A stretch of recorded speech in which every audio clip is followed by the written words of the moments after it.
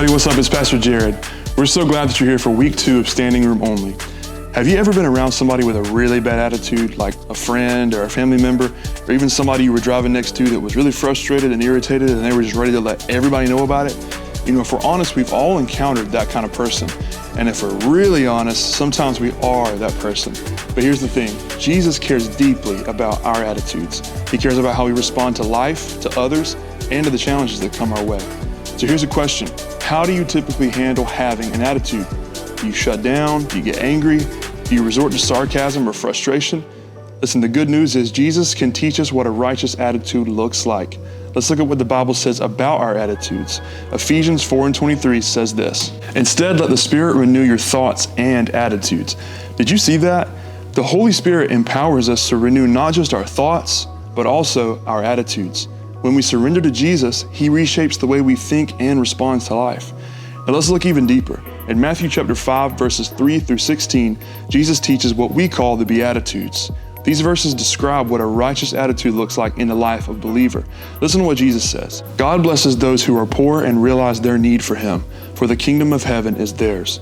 God blesses those who mourn, for they will be comforted. God blesses those who are humble, for they will inherit the whole earth. God blesses those who hunger and thirst for justice, for they will be satisfied. God blesses those who are merciful, for they will be shown mercy. God blesses those whose hearts are pure, for they will see God. God blesses those who work for peace, for they will be called the children of God. God blesses those who are persecuted for doing right, for the kingdom of heaven is theirs." Each of these verses speaks to a different attitude. Our attitude toward ourselves, toward sin, toward the Lord, and toward the world. Here's the culture changer tonight. Jesus teaches us an attitude of righteousness. When we walk in humility, seek righteousness, and live as salt and light in the world, we reveal God to a generation that desperately needs Him. So what does this mean for us today? Let's look at 1 Peter chapter 4, verse 1. "So then, since Christ suffered physical pain, you must arm yourselves with the same attitude He had and be ready to suffer too." This is huge. Peter is saying, prepare yourself, arm yourself with the same attitude that Jesus had. That means we don't let our circumstances dictate our attitudes. No matter what life throws at us, we choose a righteous attitude, one that reflects Jesus. I want you to imagine somebody who, no matter what hardship they faced, they always have a spirit of joy, of faith, and peace.